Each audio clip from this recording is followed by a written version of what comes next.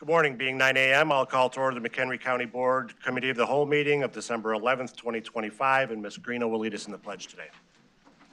I pledge allegiance to the flag of the United States of America and to the republic for which it stands, one nation, under God, indivisible, with liberty and justice for all. Kathy, will you please call the roll? Carolyn Campbell. John Collins. Joseph Gaudemoller. Terry Greeno. Eric Hendricks. Carl Kaminsky. Present. James Kearns. Here.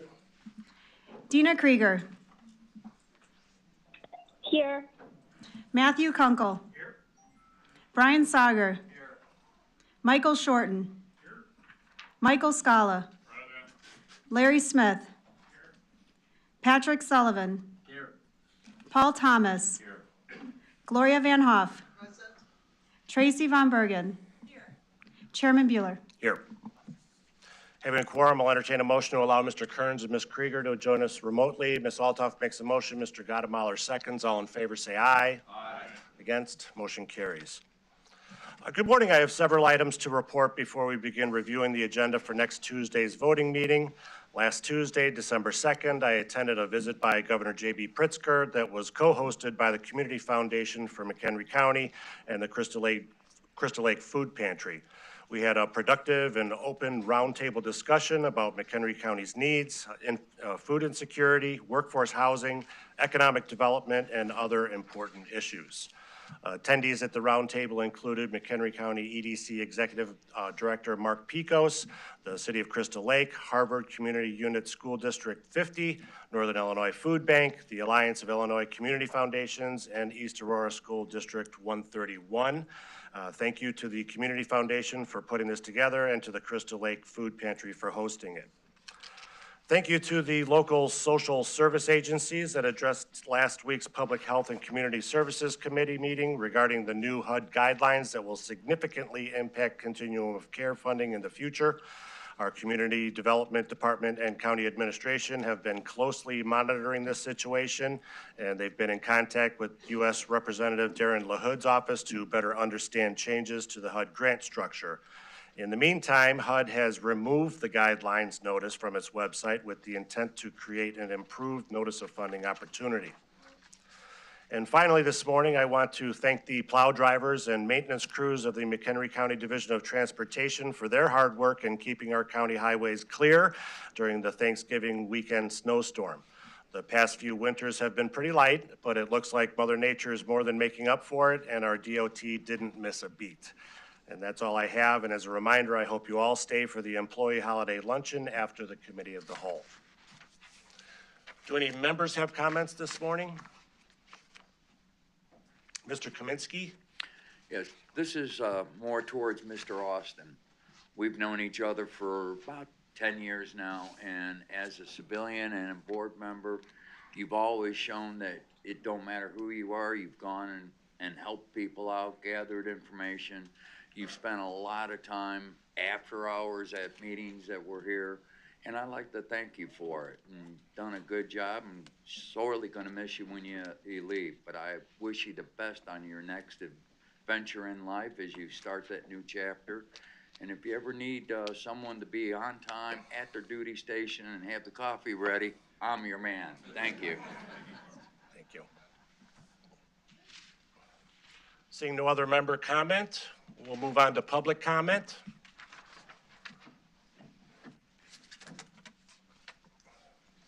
Before we move on to public comment, however, I'd like to inform those who are coming to speak on the Water Locust Solar Energy Facility that your voices have and continue to be heard.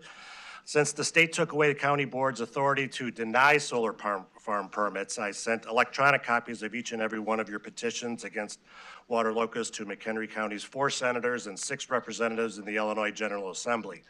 I explained that the state laws on solar facilities have precluded us from acting on your concerns. Nearly 400 neighbors and community members have taken the time to reach out to the McHenry County Board, and I made sure that the people who vote in the Illinois General Assembly have seen your petitions and can show their fellow senators and representatives the real people impacted by the laws they pass. So with that, we will move on to public comment. This is your opportunity to address the board. You'll have 3 minutes in which to do so, at which time the red light would come on in front of me. And if you haven't concluded your comments at that time, I would ask you to do so. Give me a moment to kind of sort through some of these.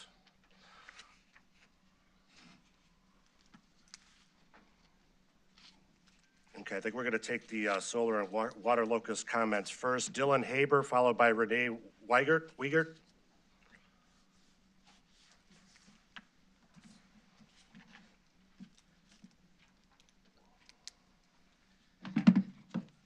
Thank you.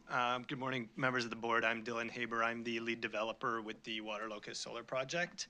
I just would like to start by pointing out that the Zoning Board of Appeal did unanimously approve this petition 7-0, and that the ZBA and the county staff both confirmed that we are in compliance with the Illinois state siting law with this project. Though it's not been a requirement at all of your ordinance to do any community outreach, we believe we've done a sufficient amount going above and beyond the requirements of the ordinance. I'll talk a little bit about the local engagement that I've done. Over the last couple of months, I reached out to the village of Johnsburg early on for coordination and comments. I attended a village board meeting, answered questions from the village board, largely around stormwater and site drainage. I did reach out to the McHenry County Fire Department, Fire Protection District, McHenry Township, engaged with their fire chief, got a letter of concerns, incorporated some of those into our design, have had a continual dialogue with him, and will continue to do so throughout the process here. I've also been in touch with the environmental defenders of McHenry County, a local nonprofit who have regularly showed up at ZBA hearings to either object or voice their concerns. Had a couple of calls with them. They did not mention any concerns with the Water Locust project. They did not show up to the ZBA hearing or write any letters there. So no opposition there from the McHenry County defenders. In addition, I've been out in the community speaking with the neighbors, making phone calls, spent an entire day out there, knocked on doors, had conversations with about 10 of the neighbors here, getting them good information. And, they didn't feel like that was quite sufficient enough. So the following week, I did set up a community-style open house meeting with a number of them, attended by about 15 of them. We went over 2 hours in some pretty good dialogue exchange, getting them comments and addressing their concerns there as well. I will also note that on the land use side, while the project parcel is fully an agricultural zoning, there is a McHenry County future land use map as part of your comprehensive plan that has the northwest corner potentially earmarked for retail down the road. I've acknowledged that. I've actually, putting together our design, have left that totally vacant. You can see it in the site plan there, and in the letter that I did send the board here, that we see that, we want that to be available as a future retail space, should the landowner down the line choose to do so.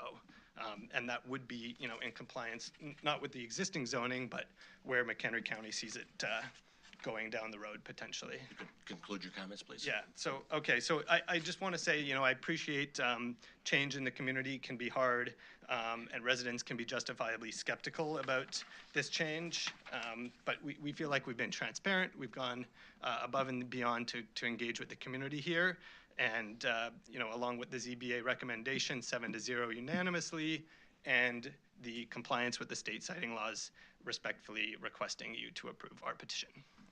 Thank you. Renee Wiegert, followed by Angela Wermansky. Good morning. My name is Renee Weigert, and I live next to the proposed solar site on Ringwood Road and Spring Grove Road. I'd like to take a moment to reflect because clarity matters. From the beginning, I made one thing clear. I'm not against renewable energy. I'm against the location 150 feet from family homes.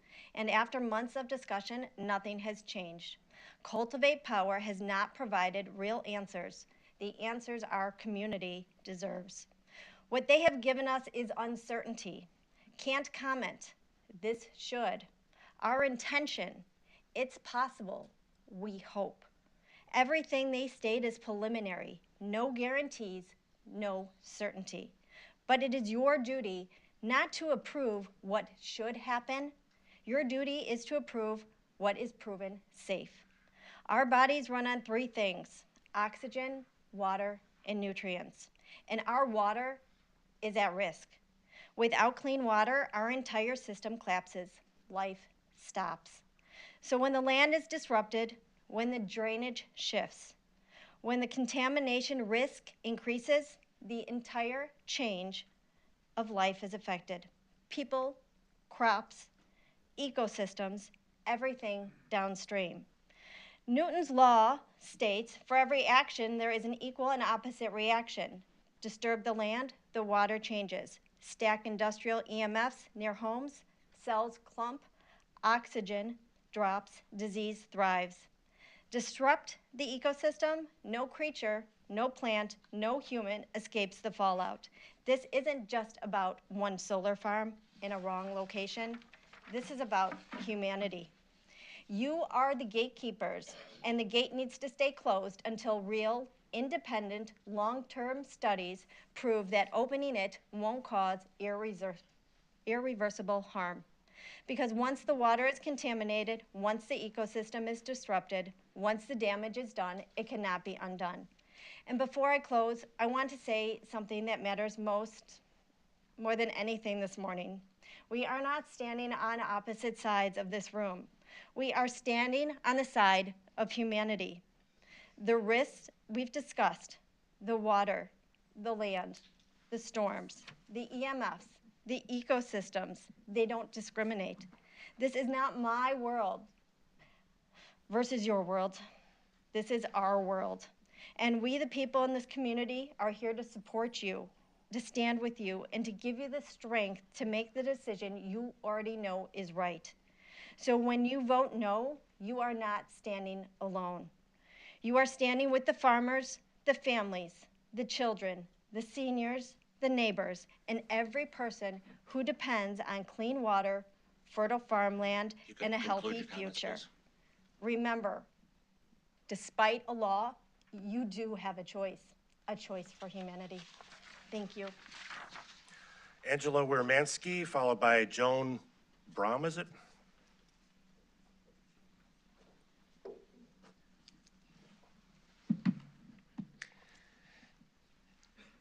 Chairman and members of the board, good morning. My name is Angela Romansky, and I'm a resident of McHenry County. So many residents from many viewpoints, not just water-focused, are paying close attention to the proposed CUP requested by Water Locust Solar and Cultivate Power, LLC. We all care about property values, safety, rural character, and the long-term health of this little corner of McHenry County. But all of these depend on the land beneath us and the groundwater flowing under us. Your ordinance, UDO section 16.56.030, requires commercial solar projects to protect drainage tiles, wetlands, woodlands, and community hydrology, and to comply with stormwater management ordinance. Those are not small little administrative steps. They are essential protections. And the NRI report gives us a fact we cannot ignore. The site contains high leachability soils, and beneath them lie A2 and A5 geological layers, both classified as having high aquifer contamination potential. In a sense, the ground behaves less like a tile and more like a sponge. Water does not just sit on it, it moves through it quickly. Now imagine driving hundreds, maybe thousands of steel pylons through that sponge. As a previous speaker last month described, each pylon can act like a wick, offering water a more direct path downward. Groundwater does not stay politely in a little project boundary. It moves toward our private wells, toward the local aquifer, and eventually toward the Fox River, which we found is a primary water source for communities like Elgin. That is why hydrology is not a narrow one, and it affects all of us. In consulting with engineers and a VADOS zone expert, we've learned that this site raises elevated environmental concerns. Irontown Gainesville is the deepest freshwater aquifer supply in McHenry County and is expected to run dry in 15 to 30 years. At that point, we're going to rely on our shallow wells. With the corrosion of this infrastructure and the runoff of this property, the water will be contaminated. Is McHenry County's plan to bring Lake Michigan water into our future? How can we proactively protect our residents? What does indicate elevated concern is our own NRI data, which documents the site's unusually fast draining soils and high aquifer vulnerability. A problem on one layer can travel quietly downward into others. And ever since the ZBA meeting, residents have been alerting the county of the unique problems of this specific site. Mr. Haver just spoke and mentioned community outreach. It should also be stated that in the quasi-legal ZBA hearing back, I believe, in October, Mr. Haber, perhaps unintentionally, but did under oath misrepresent forming a relationship with local educators, thereby misrepresenting a community benefit. While it does seem minor and we all make mistakes, it adds to many, many reasons why residents are concerned. Groundwater is our shared inheritance, a reminder that it is something passed to us and something we must Summarize your comments, please. We must forward unspoiled. We're just asking the board to take every precaution necessary to assure us that this project will not be injurious to public health or impair our water sources. Thank you. Joan Brown, followed by Jack Wiegert.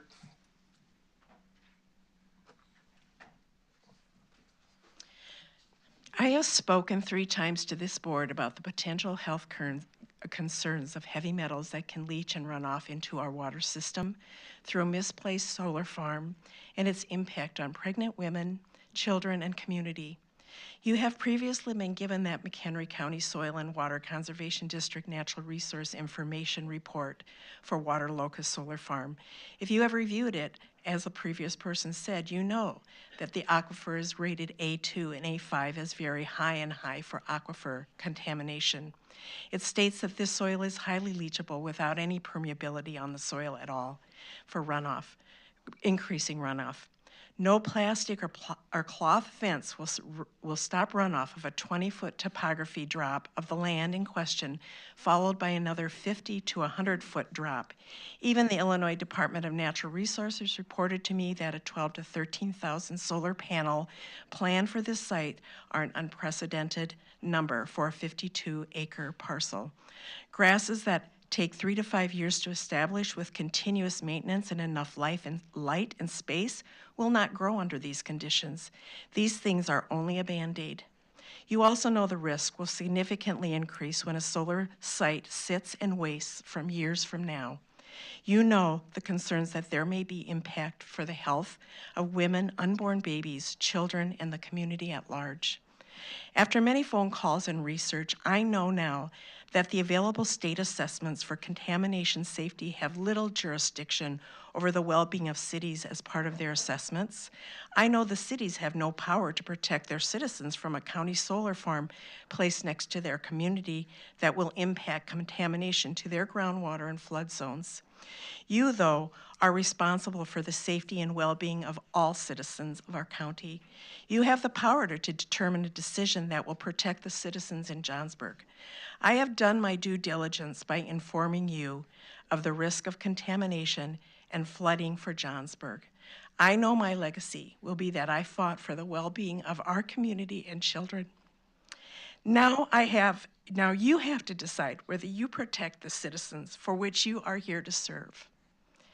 You can choose your legacy now, like mine, and be the persons or not, or be the persons that walk away from what they knew was the right decision. Please do your due diligence and vote no to the Water Locust Solar placement of this solar farm and protect the people that you serve. Thank you. Jack Weigert, followed by Justin Wagner.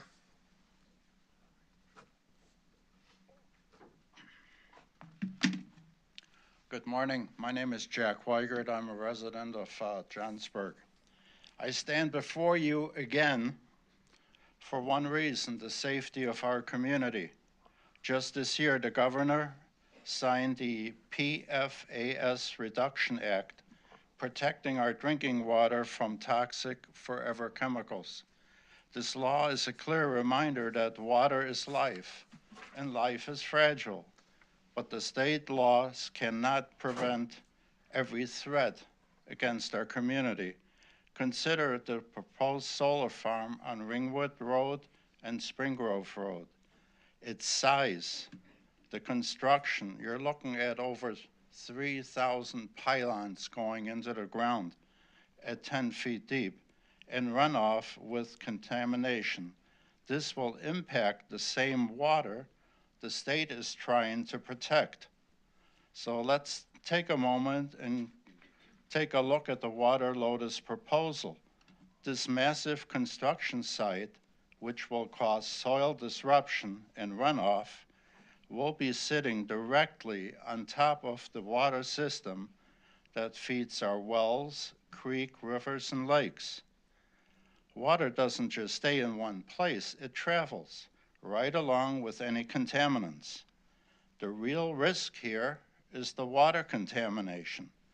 As previously presented to this board and other boards by other homeowners. But water contamination isn't the only danger, it's also the glare from these panels. The solar panels just don't sit quietly in this field. They're actually like mirrors of the sun. It is the glare from those panels at sunrise and sunset that can reflect intense light into the motorist's eyes, causing momentary distraction or possibly accidents.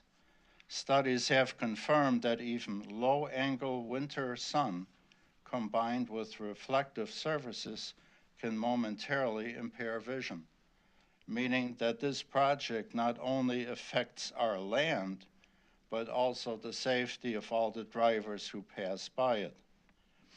You, the board, you are the only last line of defense for clean water, safe roads, and the well-being of this community. Based on all the information presented to you at all of these meetings by the homeowners who are in opposition to the installation of this proposed solar field next to our residential community of Country Oaks, the choice is very clear. We urge a no vote on this solar farm. Thank you. Justin Wagner, followed by Jeff Williams. Good morning. My name is Justin and I live next to the proposed solar farm. I know I'm not an expert or an adult, but I am someone who lives here, drinks the water here, and is going to grow up here. And that's why this matters to me. With all honesty, I don't know how someone would risk their farmland for a short-term financial gain.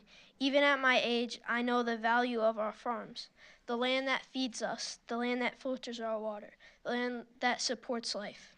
And now they want to install 12,500 solar panels just 150 feet from people's homes.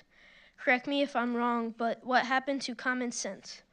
In school, we talk a lot about cause and effect. If you make a big decision, something big usually happens because of it.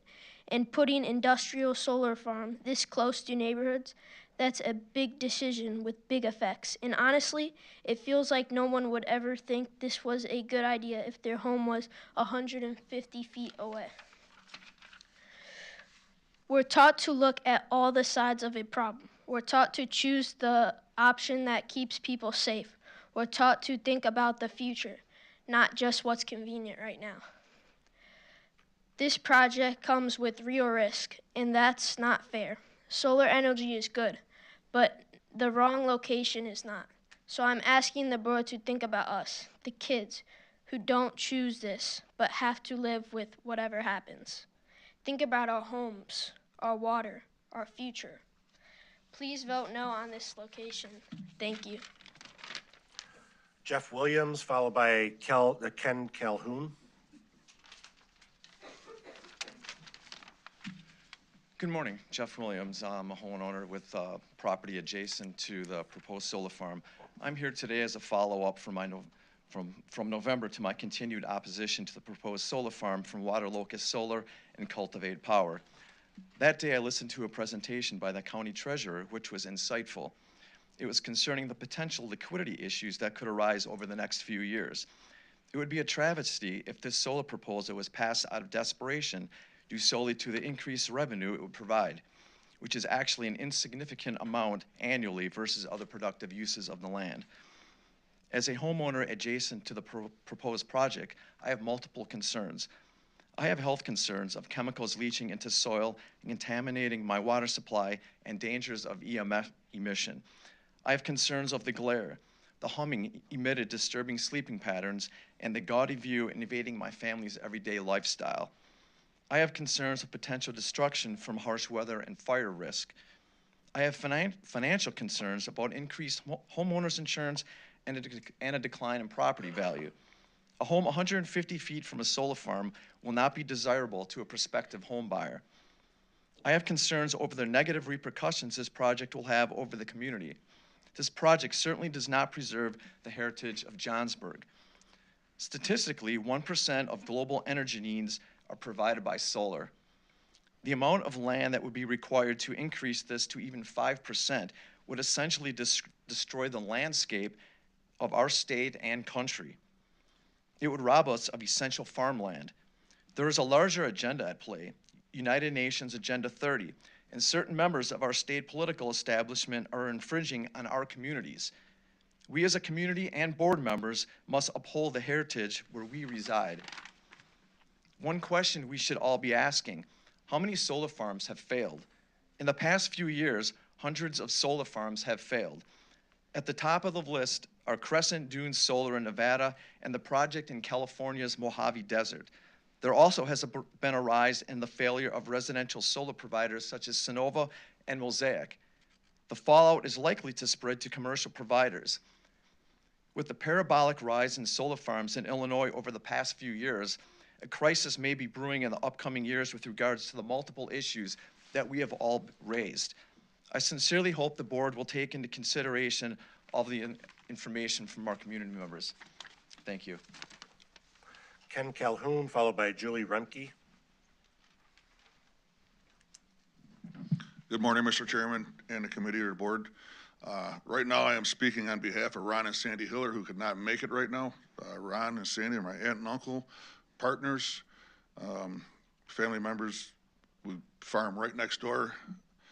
He's greatly opposed to it, and he has a property a half mile, the whole length of the property on the west side. He was never contacted by anybody from the solar farm about it, talked about it. Those were his concerns that he wanted me to voice to you guys today. On behalf of him and myself, there's a few other points. Why are we trading food for fuel?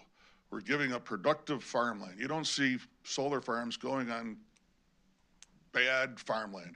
It's flat, it's black, it's beautiful, productive. So we're gonna trade our nation's food to produce electricity. And we're never gonna be able to produce enough electricity to make it all solar anyway, in my opinion. I don't know. Also, anything that has to be subsidized this heavily is a bad idea. I mean, why?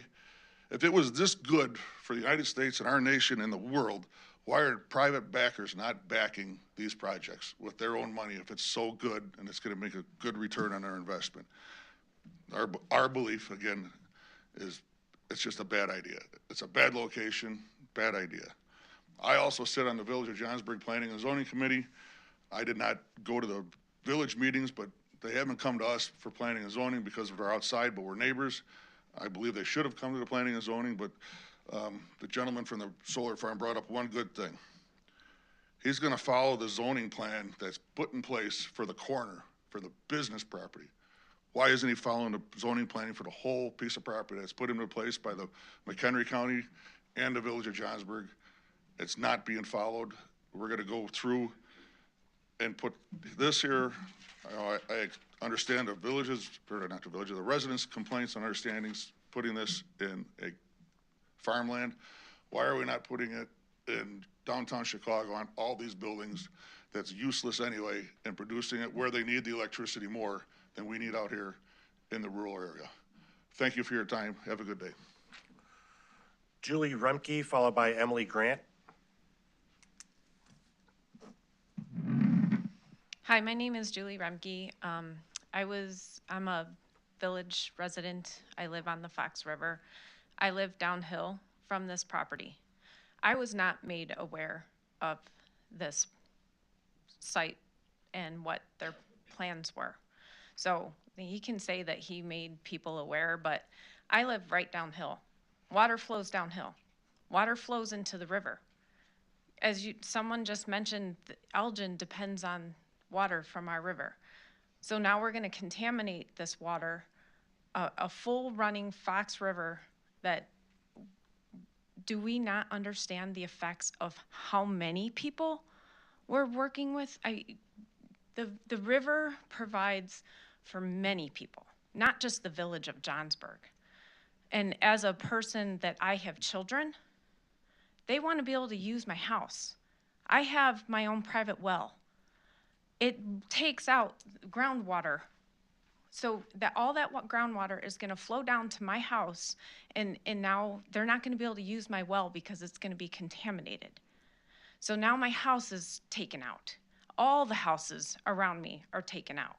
So consider what the effects are for everybody, not just the residents of Johnsburg, but understand that that Fox River flows down and it affects everybody south of us.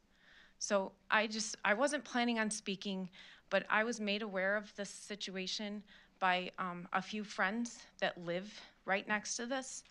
And I'm furious that this is even a consideration, that we don't think about, the effects. And then the other thing is have we considered disposal? What happens when the solar panel goes bad? Where's it gonna go?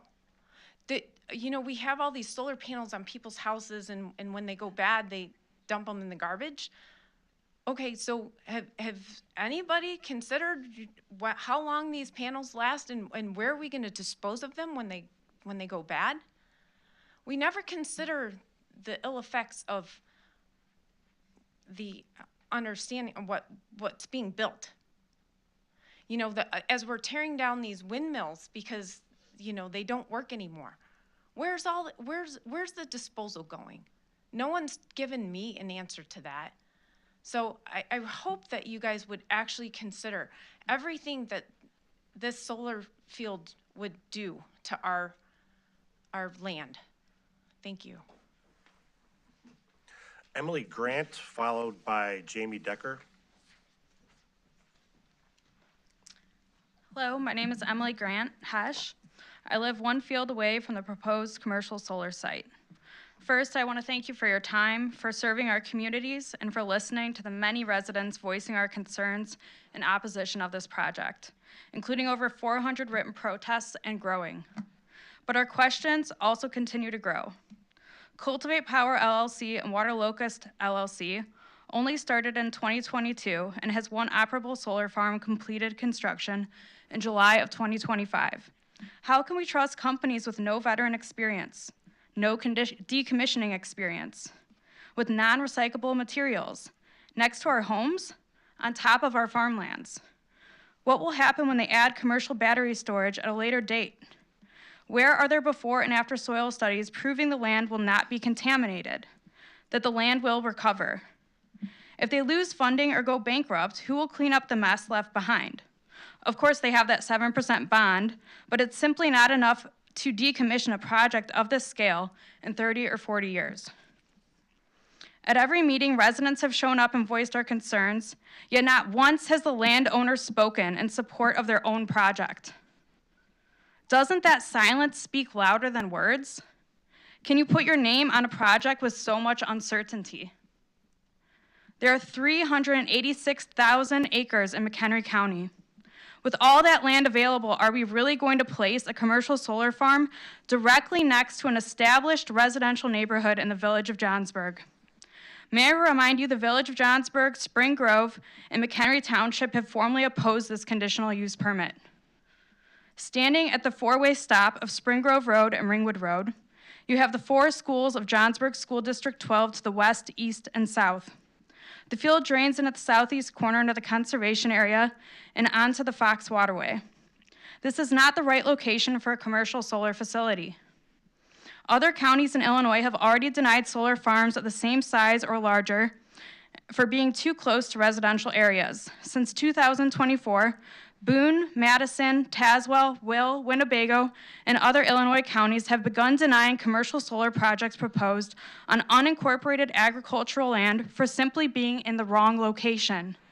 McHenry County should do the same. Today, I speak on behalf of my children, my neighbors, the McHenry County community, and the many residents here who have spoken both today and at the last Committee of the Whole, or the ZBA. I ask you to consider this. Are these mandates from our state leaders truly in the best interest of your neighbors? The very people who elected you and who count on you to protect their homes, our families, and our way of life here in McHenry County.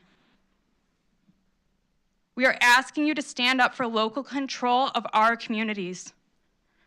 Don't let another prime piece of agricultural land in McHenry County succumb to reckless energy. Please fight this by voting no. Thank you. Jamie Decker, followed by Lisa Coate.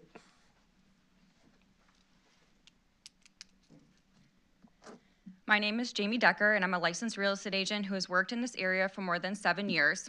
While I've already spoken publicly about the broader negative impact of the proposed solar farm on property values and community character, I believe it's important to bring forward additional figures that I'm confident will be of great interest to the board, specifically as they relate to what is arguably the most discussed issue in both our county and state, property taxes. While the immediate impact of the 18 residential parcels within Country Oaks may appear modest, the wider picture is far more significant. There are approximately 256 residential parcels within a 1/2 mile radius of the proposed solar locust, water locust solar project, and 3,500 residential parcels within 3 miles. In July 2025, the Wisconsin Rural Partnership Institute College of Agriculture and Life Sciences at UW-Madison published updated findings on the impact of solar farm proximity on property values. This study analyzed 8.3 million home sales across 40 states. The researchers found that residential parcels within 1/2 mile of a solar farm experience an average value decline of 7.2%, and parcels within 3 miles saw declines of 4.8%. Using assessed valuations from the county GIS system for properties surrounding the water locust solar proposal, a 7.2% decrease represents an estimated loss of $2.3 million in assessed value within 1/2 mile. A 4.8% decrease represents an estimated loss of $18.4 million within 3 miles. Given our approximate 7% tax rate, I won't use the remainder of my 3 minutes to calculate that out, but we are talking over $1 million in potential property tax losses. Losses that our county, township, roads, fire departments, schools, and other taxing districts simply cannot afford. As an elected public official, your first responsibility is to the residents you serve to protect their property, their financial well-being, and the long-term stability of this county.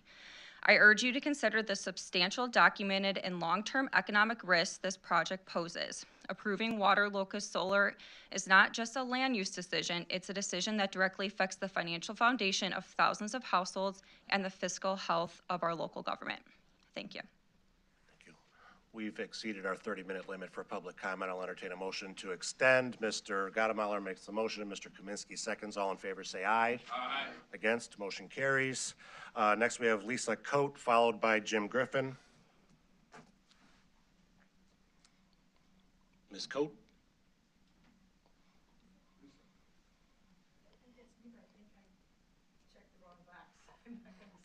Okay, Jim Griffin, followed by Mark from Glencoe. I can't read your last name, Mark, sorry. Good morning, members of the board. My name is Jim Griffin. I'm the attorney for the applicant in Crystal Lake Solar, LLC. This is another solar project. It did receive unanimous approval from the zoning board.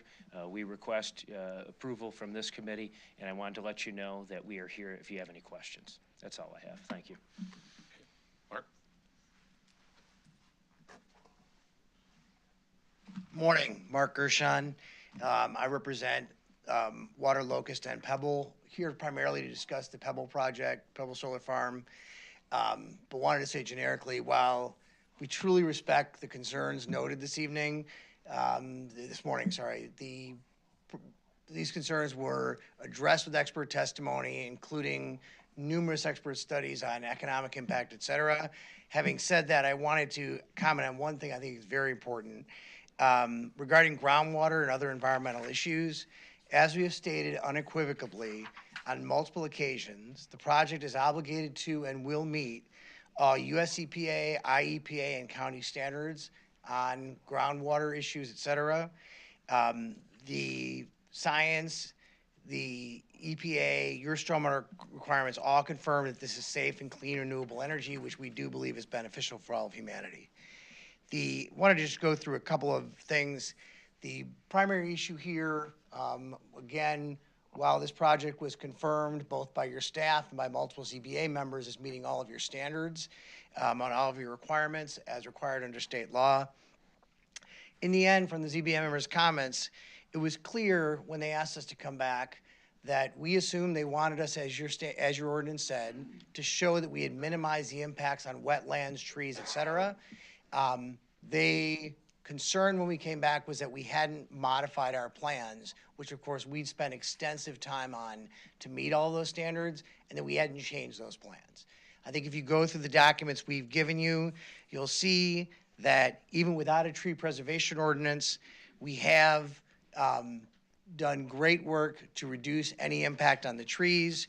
You have a letter from us, but it said, again, only 4 of 100 oaks and hickories with a 12-inch diameter or more are proposed for removal.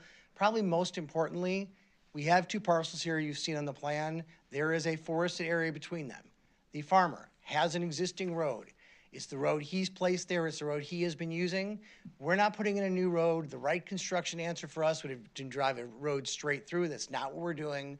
We're following their curved road with his confirmation, with his agreement, in order to reduce that. And that's why only 2.2% of total trees on this site are proposed for removal.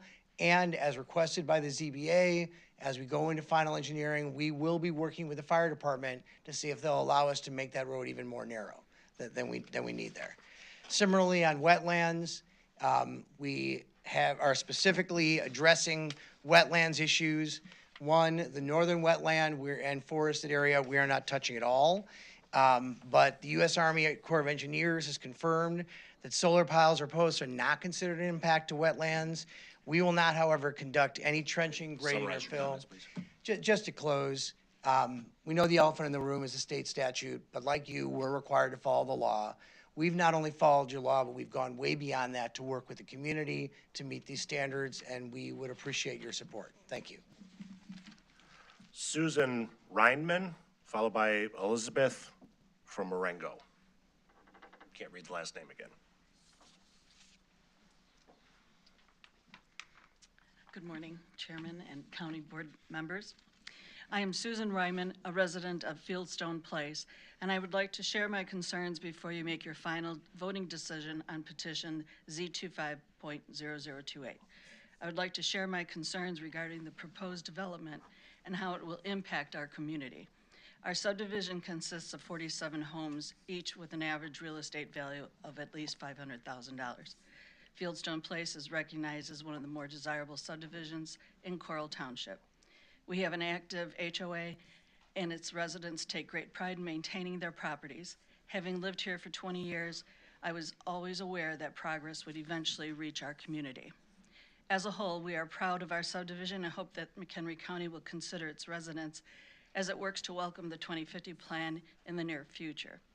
It is important that all future developments in the area sets a positive precedent for both our community and future businesses.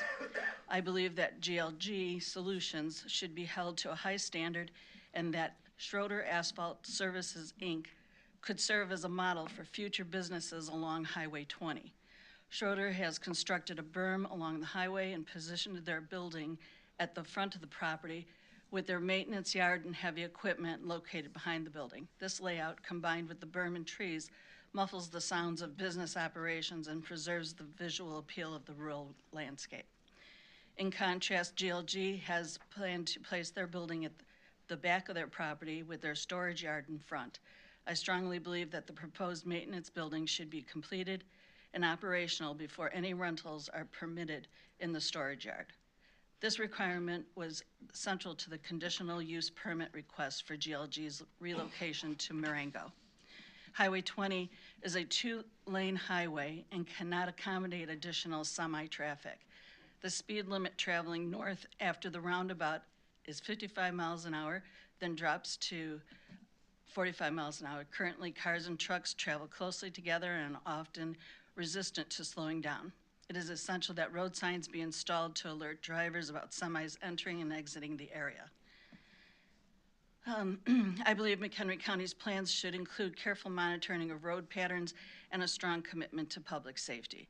I was pleased to hear that GLG will pave their property and ensure that the drainage water is managed on site, rather than allowing it to flow to our subdivision as originally proposed. I urge you to take into account the interests of existing residents who have contributed significant tax revenues since Fieldstone Place was established. The needs and concerns of McHenry homeowners should also be a priority in your future planning. Thank you very much for this consideration. Elizabeth from Marengo, did you wish to speak? No, I'm good. Okay. Gloria Foxman, followed by Kyle Berry.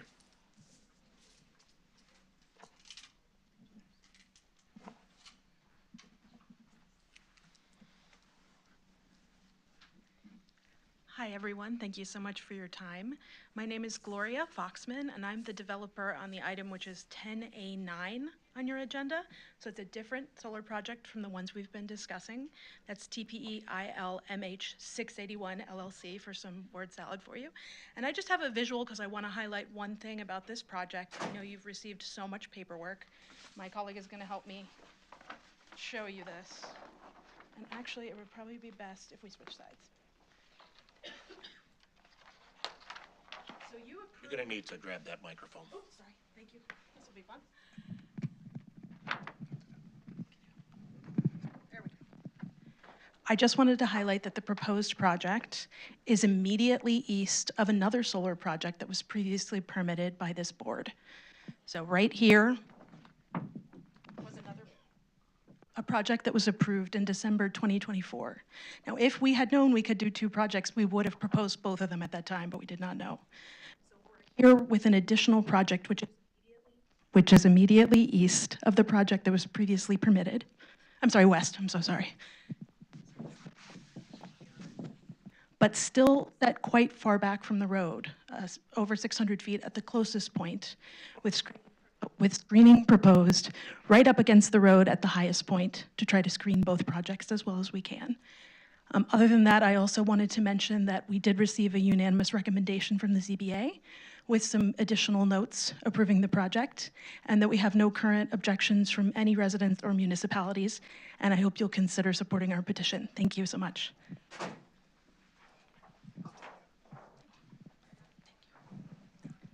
Kyle Berry, followed by Ryan Solom. Thank you, Mr. Chairman. Good morning, members of the board.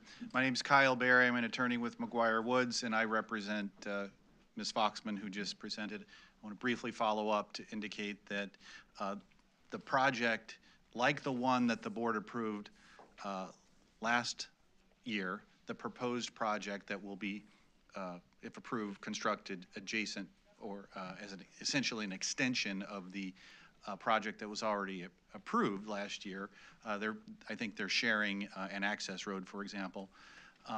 Like that previous project, this project was designed to meet not only the requirements of the state statutes, applicable state statute, but also other standards, including things like the standards like the LaSalle factors. So, for example, there was no evidence presented at the meeting that contradicts any of the evidence that the project complies with those standards as well as applicable state laws. And for example, the staff report, if you read through your voluminous materials, indicates that the the project is consistent with the county's comprehensive plan.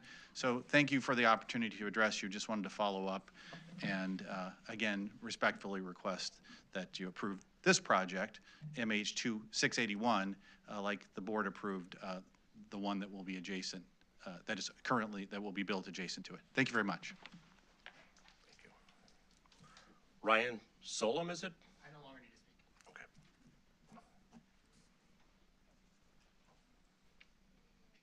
Patty Painter? Good morning, Chairman and County Board. My name is Dottie Painter. Dottie, I'm sorry. No, that's fine, that's fine. Anyway, shortness. My concerns are Eolian storage, battery storage facility, which handles some of these solar panel issues. I live on Behan Road in Prairie Grove. This is a dead-end road. Eolian plans on putting on 52 acres, more than 200 battery storage. Let me explain that. That's where, instead of the solar panels that engage with the sun, this is for the excess energy, which are lithium batteries, as far as I know. This property on Behan Road, as I've said, is a dead end, which is adjoined to 840 acres of pristine conservation, marsh, wetlands, aquifers, artesian wells. More than people, there are more animals. We have a volunteer rural fire department, which Eolian has said and expressed that they would train. Realize that runoff in some of these battery systems, it's not necessary like a flame and fire. It is a smoldering toxic fumes that have to be smoldered out, which then leach into the soil, which then, as all the people here, good people today with concerns about their property, this is the same. Okay, all the waters, again, we have aquifers, artesian wells, marsh. In addition to some of these things, because I don't want to repeat what everyone has been saying, it's the same. These fumes and ventilations are from thermal runaways. These storage facilities house batteries that, from what I've researched, only last for 1 to 4 hours. So when the solar panels no longer have the stored energy from the sun, they rely on that, okay? 4 hours in case of power failure. The one thing that has not been mentioned is Nicor gas pipeline. This is within the conservation area. It's where the skinky skunk smell and gas is piped through. When the pressure reaches a certain point, it is expelled. You can see a big flame that's right there in conservation. It's called mercaptan, or captain, something like that. That's one risk. Summarize your comments, please. Oh, boy. Okay. There's power lines. Put it this way, I guess. Everything that everybody else said. I hope that everyone's looking at the comprehensive plans of 2030 and the Friends of the Fox River and many other organizations that need to help put these places maybe above, at an airport, at places that the storage department stores aren't there anymore, on top of parking lots. All these things are possible rather than in our backyard. Okay, that concludes our public comment portion of the meeting. We'll have a brief presentation on the mental health sales tax with an update. And Mr. Hartman, is that you're presenting this?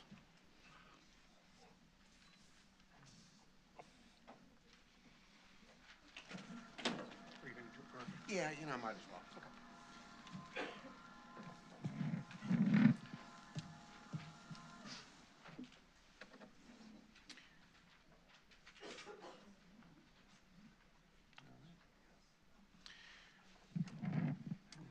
All right, well, good morning.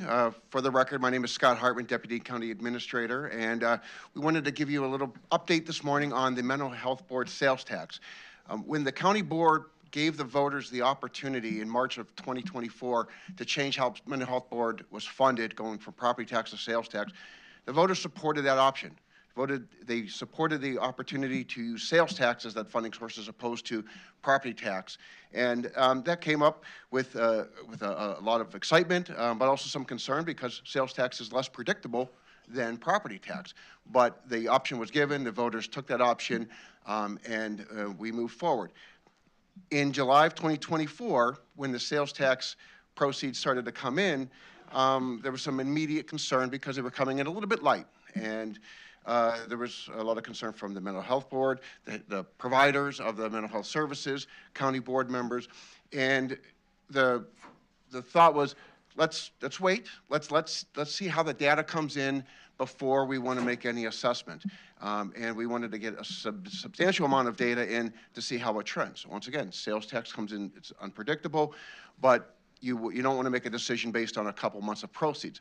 So what we want to do this morning is to provide you that update to let you know where the sales tax is coming in, and I think it's going to tell a good story. So I prepared a very simple graph to help tell that story. The blue line at the top represents the 2023 property tax levy. That was the last tax levy that was extended by the county board of $10,950,000 that was levied. When the sales tax proceeds started coming in, there was going to be an overlap period where sales tax was coming in along with the property tax proceeds. That the first 5 months of the sales tax proceeds generated a little over $4 million. So that's $4 million in addition to that nearly $11 million property tax. So that's a windfall. Then we started tracking when the property tax levy was put down to zero for the 2024 tax levy collected in 2025, then that's really where the sales tax became the only funding source for Mental Health Board. And so when we started tracking those monthly proceeds, which are represented by the small little orange box, and we started tracking that to see where it would yield. We were on track actually to exceed what the last property tax levy was for the Mental Health Board sales tax. Blue represents the 2024 cumulative total. Green represents the projected 2025 total. We are projecting that to come in at just shy of $10,990,000. This is only in the first year. Sales tax grows. As the county grows, as the population grows, as costs of products grow, sales tax is going to grow. So this tool that was supported by the voters, proposed by the county board, supported by the voters, and put in place, I think is really now on track to provide the Mental Health Board with more funding than it had previously received in the property tax levy. It is a better tool because it takes that burden off of your property tax payers, and it also allows the Mental Health Board services to be funded by any consumer in McHenry County, whether you live here or not. If you buy a product in McHenry County, you are contributing to the Mental Health Board services. So it is truly actually an example of property tax relief because the services are being funded to the extent that they were previously, and they're going to continue to grow. And that's not on the burden of your property taxpayer. So I think that is in itself a huge victory for the McHenry County Board and for the McHenry County voters to put in that property tax relief. And with that, like I say, it tells a good story. We are on track, and this is only in the first year, and it's going to continue to grow. I can't help but think when you had some very difficult budget discussions just recently, when you talked about your tax levy, where would the Mental Health Board have fared in your tax levy considerations if they were still funded by the property tax? Would they be at nearly $11 million like they were in the past, or would it be something short of that? So with that, you did not have to make that decision. As a county board, you were able to take that away and focus in on other higher priorities, or excuse me, other priorities. They're all high priorities. But that funding stream was taken care of. You did not have to consider that. And I think that seeing this, hopefully we feel good about where the Mental Health Board funding stream is going and that the services are made whole. And like we said, it's going to continue to grow. And with that, I will open up to any questions. Thank you. Any questions or comments from the board? Mr. Smith. Yeah, the only thing I'd request is, could you email it to us, please? Certainly. Thank you. Anyone else? Thanks for the update, Mr. Hartman. We'll see you at the Christmas party. Before we get to new business and agenda items, there's one thing that I would like to do in advance of that is on next Tuesday's agenda. I think it's appropriate because we do have staff, employees, and a lot of us here today, not unlike what we did with Mr. Iwanicki last month. So we have a proclamation for Tuesday night for Mr. Austin in recognition of his service. It's been my pleasure to serve with Pete for the last 5 years. I've been constantly impressed by his professionalism, and his work ethic, and there's going to be a legacy of Pete Austin for many years to come, and what you've accomplished in carrying out the board's policy, and we really need to honor you and thank you for that. Also, I realize I've never read a proclamation in 5 years, and as I work so closely with Pete, I'd like to do so. I'd be honored to do so today. So the proclamation is honoring Peter B. Austin for his exemplary service as county administrator. Whereas Peter B. Austin was appointed County Administrator of McHenry County on June 27, 2005, and has served with distinction for more than 2 decades.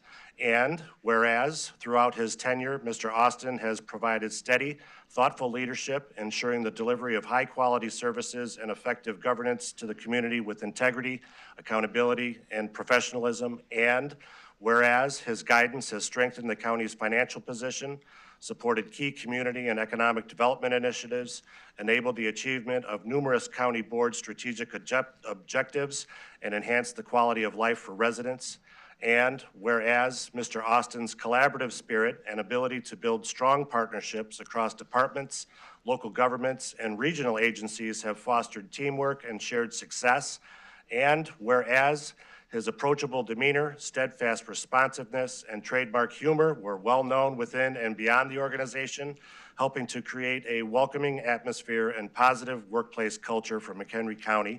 And whereas his dedication, vision, and professionalism have created a lasting legacy of leadership, leaving the county well-positioned for the future.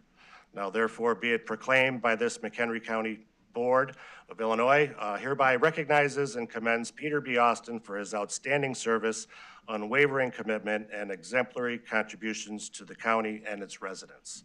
Dated Woodstock, the 16th day of December, AD 2025. Thank you, Pete.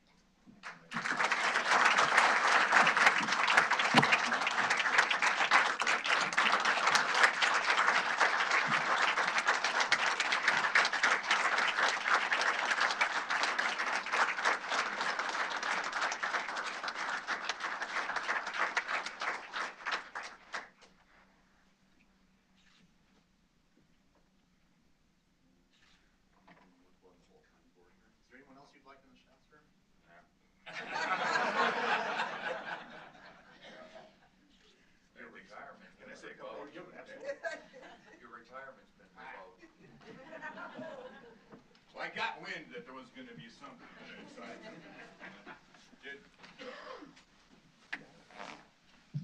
I did prepare a couple thoughts. Some of you know I had a son get married this weekend, and I had to do a toast there, and I worked really hard to do the toast without notes, and I did it. Victory. But I didn't do that today. I got too many people, I got to remember to thank. I'm going to say a couple words Tuesday night about the board and about your commitment to professional local government management. But today I just want to say thank you to these folks, the staff behind me. I'll start at the top with Mr. Hartman. Been my wingman for 11 and a half years, and I'm so appreciative of your decision to elevate him to county administrator. It's been really wonderful for Scott and I to work alongside of each other the last couple of months to kind of make it for a smooth transition. I want to note a young woman I met in June of 2017, Alicia Schuler, when she was interviewing with Scott and I to be an intern. And she basically told us why we were going to hire her. And we did, and it was a good decision. And I'm really looking forward to her transition from what was once an intern to now your incoming deputy county administrator. That's awesome. The next summer of 2018, I met Kathy Bow, and we brought her on board and quickly learned we need to harness her energy. And just she's so remarkable and it really changed the way everything operates, and she's really grown into a leader for the whole county. And Carrie Weiss. Carrie's been with us since 2015, but she's been your CFO for 3 years now, and just love her demeanor and her matter-of-fact attitude. This is how it's going to be, and she's been awesome. I worked with 3 CFOs, and Carrie has just been awesome. So you have 3 CFOs, but I've had 4 human resource directors, and Suzanne Ziebert and the team that she's built. When you are a manager, you better have your HR department in order, and she's just done a great job of giving us fantastic services. I've had 3 planning and development directors, and Adam Wallen is the best looking one, right? No. He doesn't disagree. Adam's just done great in advancing the technology and the level of service.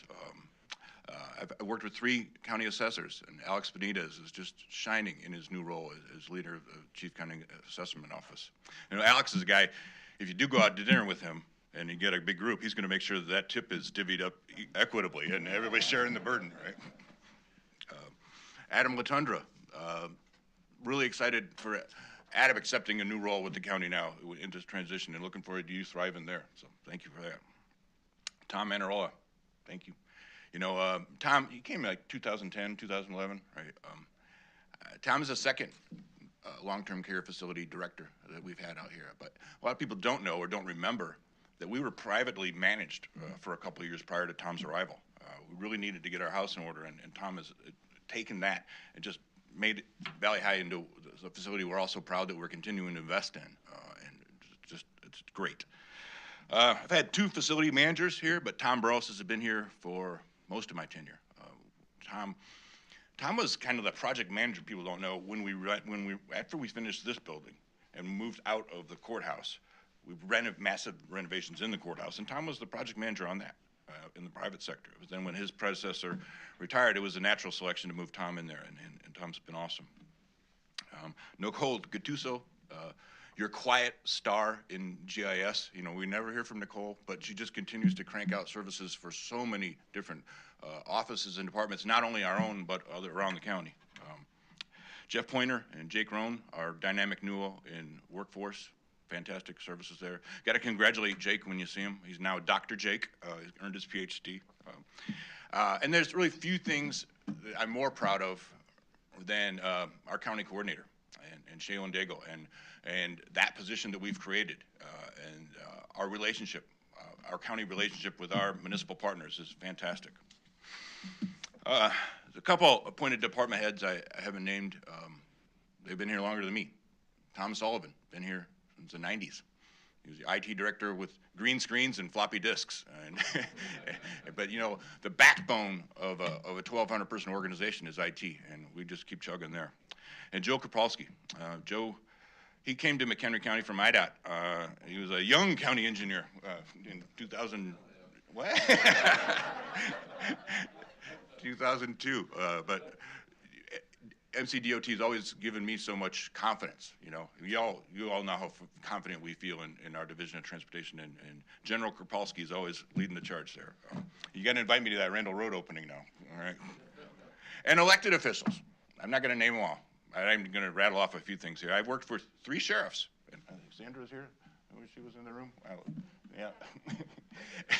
I worked for 3 sheriffs, and they're all great relationships. I worked with 3 state's attorneys, 2 circuit clerks, 2 recorders, 3 county clerks, 3 auditors, 3 treasurers, 3 coroners, and 4 regional superintendent of schools, not including the 11 months I was the regional superintendent of school. But I can't stress enough what amazing relationship we have with our elected officials, and protect that, please, in the future. Please protect those relationships. They're so important.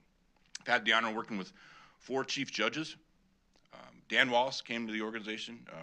just as McHenry County was transitioning to be its own circuit. People don't recognize that or remember that. We were part of the 19th Circuit with Lake County. And right around Dan's arrival, we became the 22nd Circuit. And we all know how proud we are of the 22nd Circuit and the work that's done out there. I've had the opportunity to work with 3 public health administrators, and I know that if there's another pandemic, I want Melissa running our vaccination lines. We did a great job there. I just been so darn lucky to work with all these people. It's, I don't know. I feel like I've been on my gratitude tour, and that's kind of where I am right now. I want to say a little bit more Tuesday night, if you give me a couple more minutes about the board and all that, but behind, like today, is just behind everything is our amazing staff, 1,200 people. How many counties are in the state of Illinois? 102. What's the best one? Yeah, that's right. Scott and I use that line every Monday at a new employee orientation, and it's true. We have a great team, so thank you.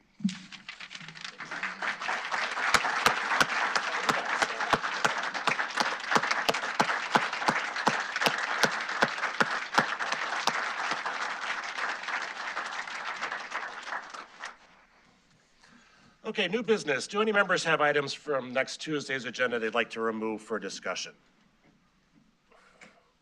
Ms. Greeno? 10A9, it's from the whole agenda, right? Correct? Pardon me? The entire agenda? Yes. Yes. 10A2? 10A9, did you say? Yes, 10A9, 10A2, 10A6. There's another one. Hold on a second. I believe it's 10B1. Thank you.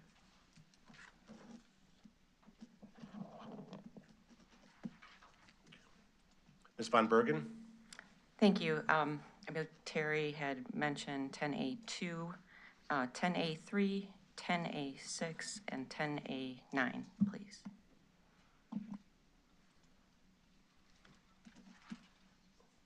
Mr. Shorten? 10B2, and I'm sorry, I don't have my readers with me, so bear with me. And I think that's it. Thank you. Okay. Any others?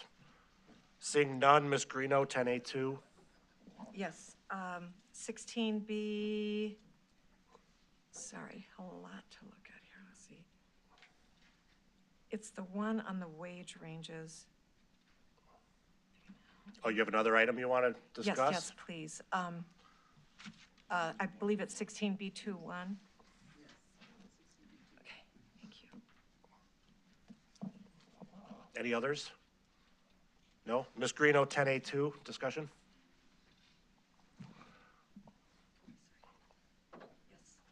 This really goes to all of these solar farms.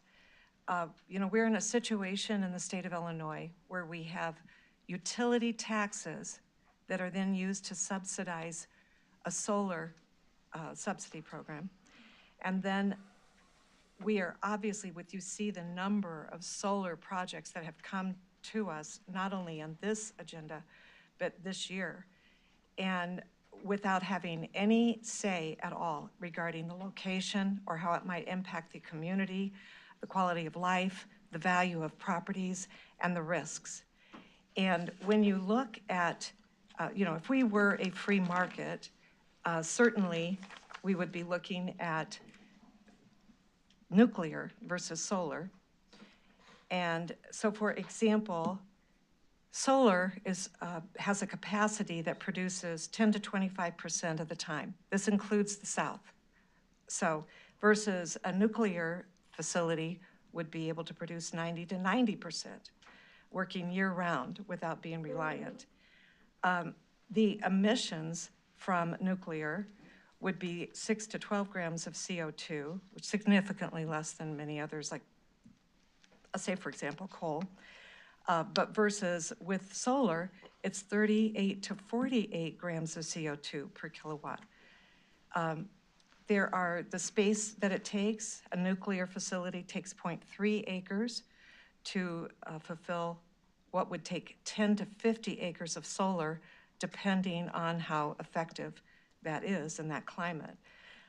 Deaths from nuclear plants, including the historic, horrific situations like Chernobyl, is 0.01 compared to 0.02 with solar.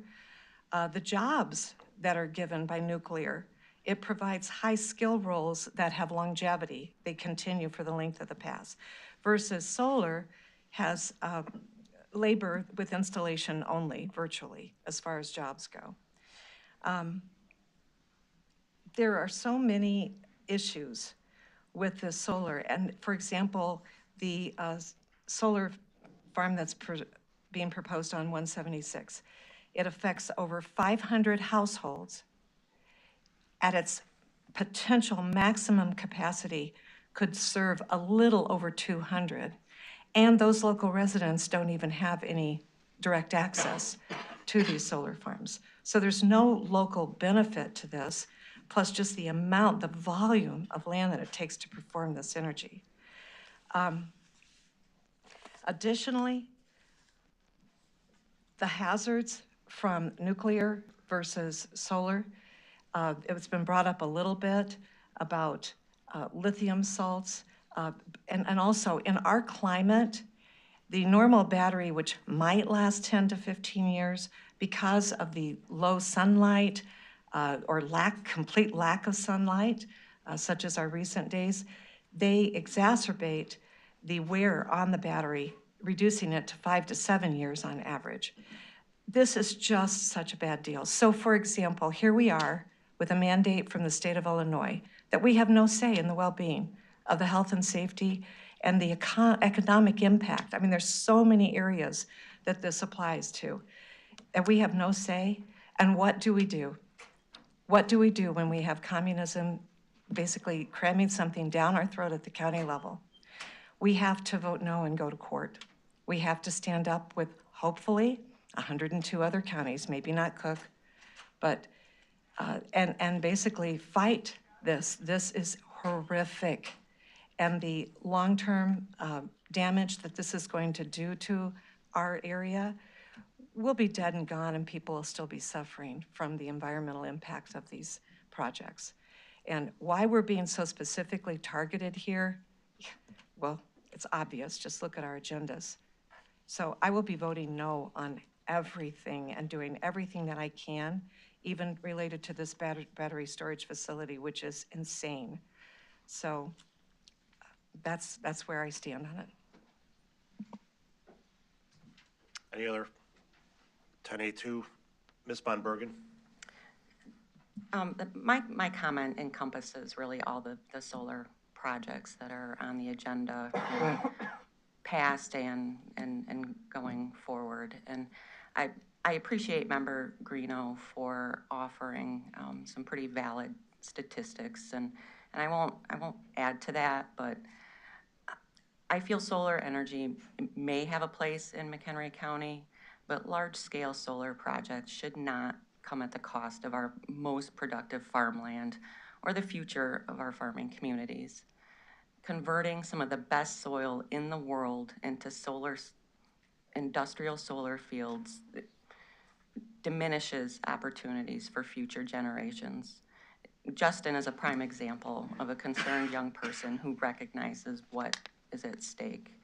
And while he's not here, I do want to thank Justin for taking some time off of school and coming to speak to us.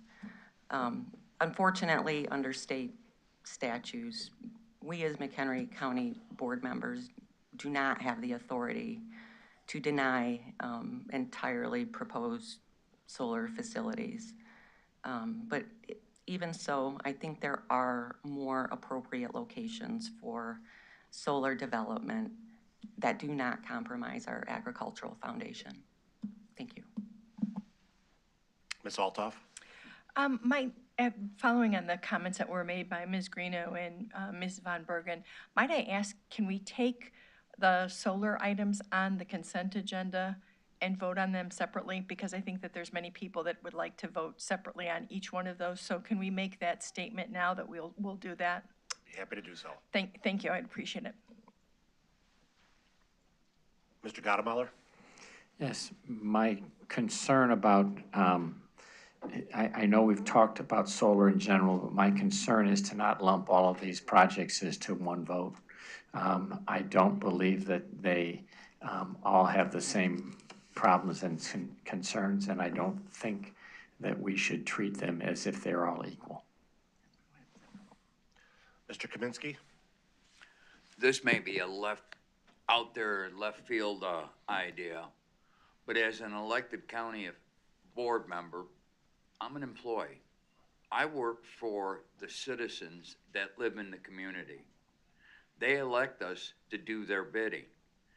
Here with the solar power coming into Johnsburg, we've had Johnsburg, McHenry Township, Spring Grove, those are municipalities.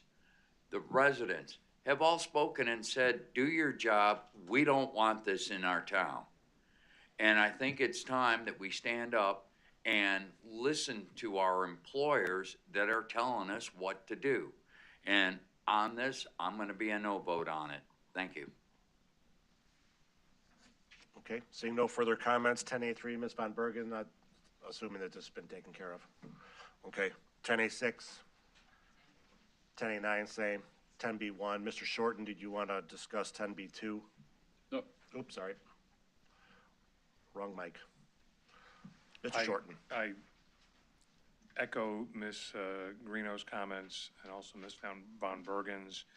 The messaging is consistent from where I've been, I think, along the entire path of these things. If it's clean energy that we're concerned about, this is not this is not the solution. So I'll just continue to be no on these. Thank you. I skipped past 10B1, didn't I? Yeah, you did. Okay. I didn't pull it, so, but I need to talk about it, so. Okay. Let's talk about 10B1. Mr. Scala. Well, you pulled it, so you can talk first. No, I think it was 10B2. There were a lot of solars. Okay, this isn't solar. I know. Okay. Accidentally pulled it, sorry. Okay, no, that's fine. So on 10B1, we did have, I think, one public comment regarding this. This is the trucking facility that's on Route 20. And I will, on Tuesday evening, modify the condition regarding the barrier, I guess. So part of the, here, I'll go to the page here, is page 3. On page 3 of the petition itself, there is a screening that they have, and I would like to increase that screening. It currently calls for 6 foot, but because that is across the street from the residential neighborhood, I'd like to increase the screening height on, which would be the west side of the property. I'm okay with the screening on the east side, but increase the height on the west side. And then also, again, if you read the document, the ZBA voted 7-0 to reject the variance for the area to not be paved. There was a variance request to have it be gravel or, I don't know, some other material besides paving. Huh? Grindings? Yeah, grindings. So I agree with the ZBA that should be not grindings. So I guess, are we taking multiple votes on that so that we can take a vote on that specific variance? Well, this one, I mean, it's on the regular zoning agenda, so it would be taken as its own item anyway. Correct, but I'm just saying, do we have to take multiple votes in order to, because it comes to us with a positive, so we would have to reject that variance request first. If we want to approve the total petition, we'd have to reject the variance. Okay. Mr. Smith, you have comment? Yeah, thank you. Sorry to interrupt. Go ahead. Mr. Scala, but I'd already talked to Adam so that he would speak to this, and I think there's going to be a suggestion that we break this up into 3 parts. So if it would be okay with you, could Adam comment on this? Heck yeah, let's go. It might answer all some of your questions, so. Yeah, Thank you, Chairman. All right, so yes, there it makes sense to break this vote up. First, there's a conditional use that has it essentially has the no recommendation with 5 votes. And so, had a positive. Oh, no, Yeah, I'm sorry. it was 5-2 It was positive. positive. So Yeah. but the variance had a negative, had a recommendation for denial. So that one, in order to approve, would require a 3/4 majority.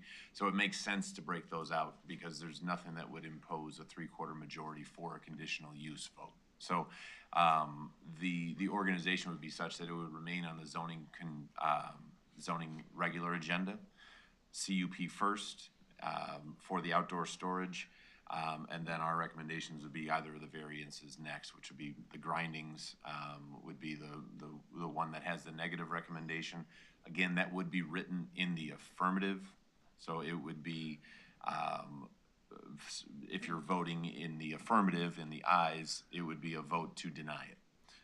And then the ability to store vehicles not owned by the property owner or the tenant, that would be a separate vote then as well. Because that one would just require a simple majority.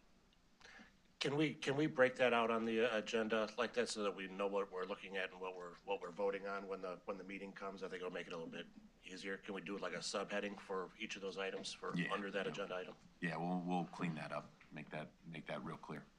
So again, it would be on the CPU side of it, that's where I want to modify the conditions. And the other, so the one condition about the berm height, having that be higher on the west, which is towards the residents. And then the other thing is, I don't see anything, here's my concern. My concern is you have a large parking lot in essence for semis, which according to their plan will have lighting on it. And so my concern is having light pollution sitting there, at 2 o'clock in the morning. So somehow having a way for those lights to either be on sensors, so if a truck does pull in, the lights go on. But if there's no activity, that there isn't light pollution and the lights are sitting on forever. I mean, you have a parking lot with, I think it's 80 slots? Yeah, something like that. 67 is the memory in my head. Okay, well, yeah. A lot. Yes. How about Quite a that? And with a semi, that takes up a lot of space. So my concern is having all these lights on, and I didn't quite see in here where it said how many lights they're planning on having. But regardless, if you go out there, it's pretty darn dark, and to suddenly have, an illumination, it's kind of like a truck garage, basically. So, so adding that would be an additional condition because I don't see anything in here regarding that right now. Sure. To respond to it, or sure, or no? I agree. There's a commitment to lights. There's some put on the landscape plan in terms of where they would be. They have security lighting. I think we would discuss a little bit with the applicant to see what they're have in mind. But yeah, I think we'll work on that on our side as well to see what's feasible and on their end. But I'm completely fine if you want to come up with language that's acceptable to them as far as, again, it's not that I'm against lighting, it's just I would like to have some mechanism by which those are on sensors or something that would not be on 24/7. Sure. Yeah, is there a way to put something in there about direction of the face, where the lights are facing? I mean, I don't know if anybody's ever had a neighbor with a big porch light on, shining on the back of your house and middle of the night seeing lights. I think it would be appropriate to. Yeah, there's shielding requirements so that there's no direct glare visible from neighboring properties. That's not perfect, as we all know. But yeah, we would work with them to kind of describe that shielding requirement so that light emittance from the property isn't, one, light pollution, but then two, it's not any sort of an imposition where it's Kenny's chicken looking at your window. So yeah. Okay. And then do you need anything from me regarding the berm height? I don't believe so. I mean, I think that's pretty well described, and that would be for the whole face of the property, correct?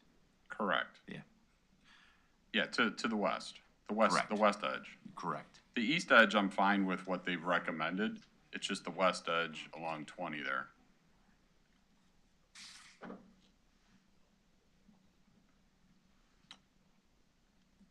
Yeah. And the south edge. So it would be, you're saying that would. Well, Jim, the south edge doesn't, I mean, not that the, I mean, there's currently isn't anything for the south edge right now. Correct. So would you, I'd like to add that, okay. if I could join in here. Yeah, so, but Jim, do you want it to be the 6 foot tall or the higher height on the west edge? The higher height. Even on the south? Yes. Between the two businesses, because the view comes up, and I had some complaints about this one also. So I was considering having a 15-foot height along the west edge. Is that what you also want along the south edge? I'm okay with a little shorter on the south edge, but I'd like to see at least 8 to 10 foot. Okay. On the south edge. And then, thank you, Mike, for bringing this one up. This is one that I had a discussion on also. Okay, so 15 foot. You've answered most of my questions, but one of my questions is on the variances. There's two variances. The one was the hard surface, and the second one was the non-owned vehicles. Okay, let's let Mr. Scala finish up. We'll take yours after Mr. Scala. Mike, are you good or? If Adam has, so I guess what we're saying between Jim and I guess what we're saying is 15-foot total height on the west, a 10-foot on the south, and then a 6-foot on the, which would be the north and the east. Okay. And so that's tall. Correct. That's correct. You're talking about berm height and landscaping to peak that, or would you want physical barrier? Are you intending for that to be a physical barrier? No, I'm intending it to be the total height of these. So they could use some of the dirt to create that, and then put plantings on top of it or a fence on top of it if they would like. Okay. So they have to pull off the topsoil in order to build the thing. So they could use that topsoil instead of taking it off site. They could use that to build this. Sure. Okay. So that's all my comments. Okay. Mr. Kearns, you wanted to comment further on this, you said? Yes, thank you. And thank you, Mike, for all the points that you brought up, because you're right on top of that. My concern was the entrances on this site also. On their drawings, I don't see any widening of the lanes for exit and entrance. There's a lot of traffic comes through there, and we're not modifying the lanes on 20 at all. It doesn't look like that to me. It doesn't have that appearance on the drawings. So I would be concerned about that. People are coming over the top of that hill off of Church Road, sometimes at a pretty good clip coming from the north. The other question I have, I mean, that's going to operate 24/7 is in people in and out of there, or semis. And without some proper laneage there, I think that's a problem. And I understand that will probably be up to IDOT to make that change. Mike brought up the other things about the berms, so I'm okay on those. I just want to clarify, when you said 3 votes, is it the 2 variances, are they separate votes? What are those 2 variances, or were they both rejected by the ZBA? The variations received separate recommendations. The variation to apply grindings in lieu of paving received a negative recommendation.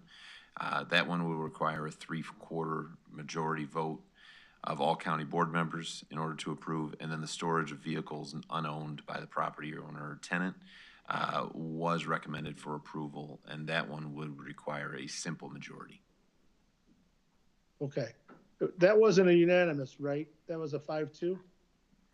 The ability was to store vehicles unowned was 6-1.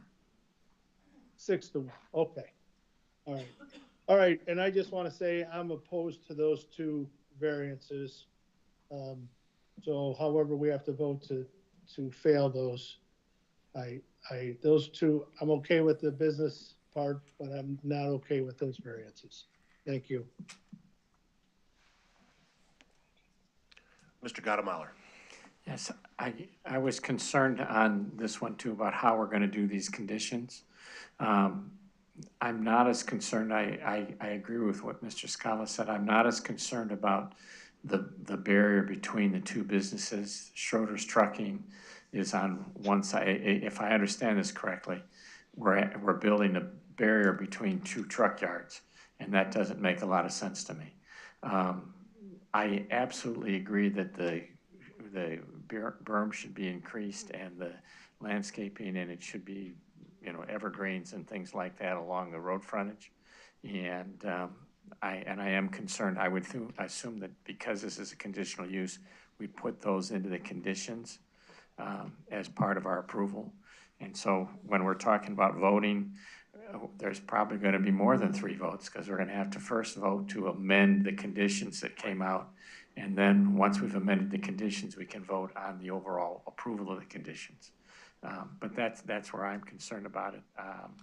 I do think the neighbors need to be protected across the street, but on the other hand, I don't know that 2 truck yards need to have a 10-foot berm between them. And for full disclosure, and I told the Planning and Development Committee on this long before I was on the county board, I actually zoned both the neighbors and Schroeder's. So, but again, that was 25 years ago. So, thank you. Ms. Altoff. I defer to Mr. Scala and Mr. Kearns because they're much more familiar with the property, but I did receive an email from, I believe, the individual who did speak at the zoning board hearing, and there was also a request to require the repair business to be operational before the conditional use for the truck storage. Is that an important component? I think you're familiar with it. Was that something that was discussed at the hearing? Seriously, I hate to do this, but I just got this and I was looking at my phone. So it was a specific request from that individual that we include a condition requiring the repair business, which is permitted, to be operational before we permit the conditional use to operate. So to answer your question, it was not heavily discussed at the hearings. It was presented with this, and it would, in order to get it to meet that, it would have to go through the conditions, because the UDO requires the construction of a building when it's part of the conditional use. This, as you mentioned, is a by right use. So it would have to, if that mechanism was to be in place, it would have to be through the conditions of the conditional use.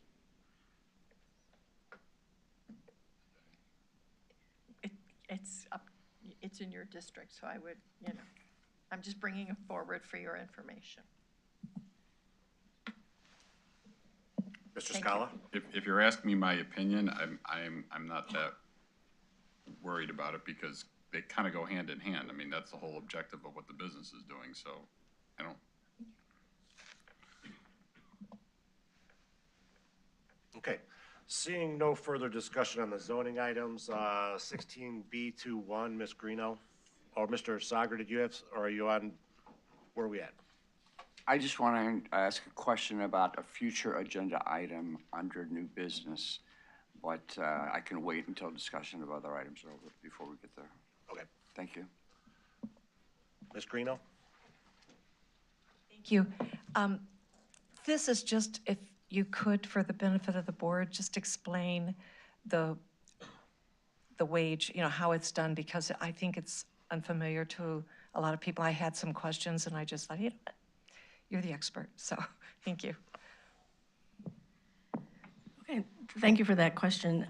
So the Archer Corporation that does all of the compensation studies for the county so far does do that as a recommendation that the wages move half of the merit increase every year. It keeps the equity and it doesn't create compression within the structure as we move people forward and hire new employees. So that is on the recommendation of the Archer Corporation that we move that 50%, and we've done that every year since I've been here. Thank you. Anything else on this item? Seeing nothing, Mr. Sager?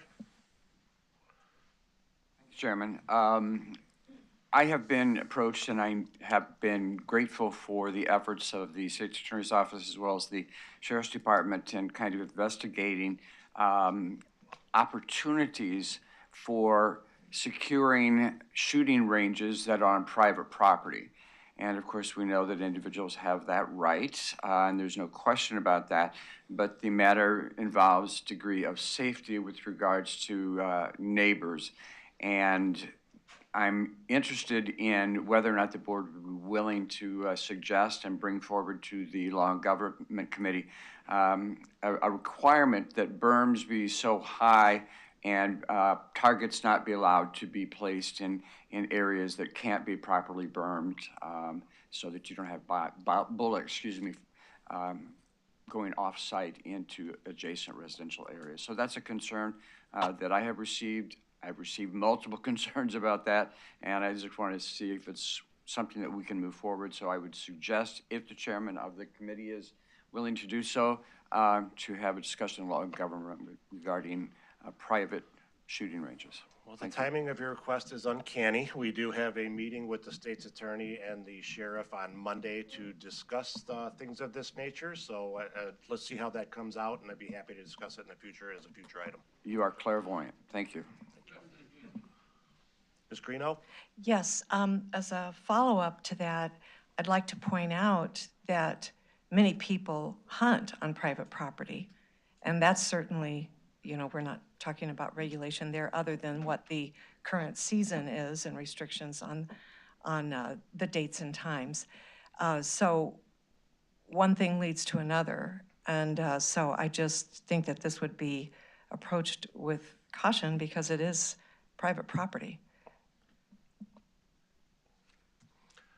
Okay, seeing no other discussion, Pete, you got a report for us today? No, sir. I provided it in writing. All right, awesome. With that, I'll entertain a motion to adjourn. Mr. Scala makes the motion. Ms. Althoff seconds. All in favor, say aye. Aye. Have a good day.